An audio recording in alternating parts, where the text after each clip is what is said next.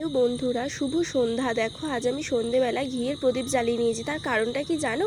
আজ ছিল মঙ্গলবার। তো মঙ্গলবার আর শনিবার করে আমি প্রত্যেক সময় ঘিয়ের প্রদীপ জ্বালিয়ে নিই। তার কারণ হচ্ছে আমার বাড়ির পজিটিভিটির জন্য। তো তোমরা সবাই ভাবতে পারো যে দিদি তুমি কেন এটা জ্বালিয়েছো টুকটাক করার জন্য? একদমই না, এটা সবাই সন্ধেবেলা হলে তুলসী তলায় এটা জ্বালাবে, খুবই উপকারী। তার মধ্যে দেখো আরও একটা উপকরণ করেছিলাম, যেটা হচ্ছে ছোবড়া ছিল, নারকেলের, শুকনো লঙ্কা 7টা ছিল, ধুনো ছিল, তার সাথে ছিল কর্পূর, আর ছিল সর্ষে।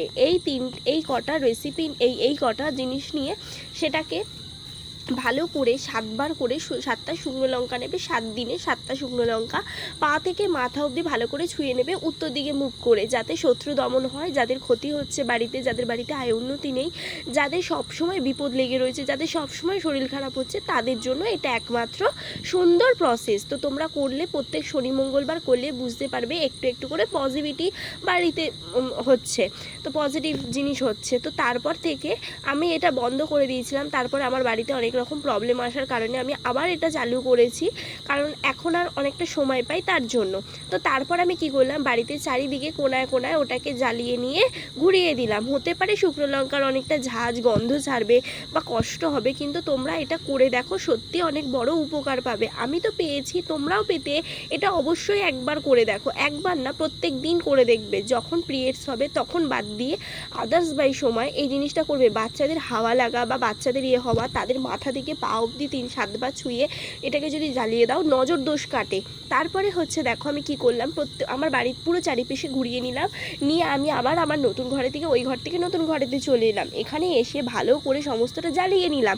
জ্বালিয়ে নিয়ে দেখতে পাচ্ছ আস্তে আস্তে কমে যাচ্ছে। তারপরে আমি কি করলাম, আমার নতুন ঘরেতে গেলাম, সেখানে গিয়েও সুন্দর করে ওই ওই ছোবা জ্বালানোটা ভালো করে নতুন 2 ঘরে ঘুরিয়ে নিলাম। ঘুরিয়ে নেওয়ার পরে দেখো, তারপরে আবার বাইরে নিয়ে এলাম, বাইরে নিয়ে এসে ভালো করে ধরিয়ে নিয়েছি। তো ধরানোর পরে দেখতে পাবে এটা খুব সুন্দর করে জ্বলে যাচ্ছে। তখন তোমরা বুঝতে পারবে যে শুকনো লঙ্কাটা ফটফট করে আওয়াজ হবে, আর সর্ষেটাও ফাটবে। সর্ষেটা ফাটলেও আওয়াজ হবে, শুকনো লঙ্কাটা ফাটলেও আওয়াজ হবে। তাই বলছি, এটা তোমরা করতে কিন্তু ভুলো না, বাড়ির আর্থিক উন্নতির জন্য। তো আমি তো এটা করি প্রত্যেক শনিবার মঙ্গলবার, তোমরাও করে দেখো না, তারপরে কি হয়। তারপরে আমাকে নয় জানিও, যদি খারাপ হয় সেটাও আমাকে জানাবে, যদি পজিটিভিটি না আসে তখনও তোমরা আমাকে বলবে। তারপর আমি কি করলাম, আবার বাড়ি ঘরে নিয়ে এলাম, নিয়ে এসে চারিদিকটা ভালো করে ঘুরিয়ে নিলাম।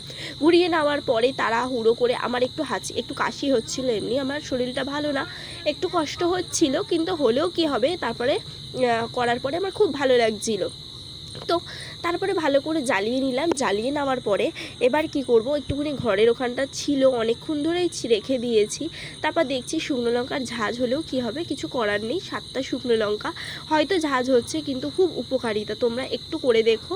তারপর আমি কি করলাম, বাইরেতে নিয়ে চলে আসব ওই ধুনুচিটা নিয়ে এসে আমি বাইরেতে ভালো করে এটাকে আস্তে আস্তে নিভে যাবে। তো এটা কেমন উপকারিতা গেলে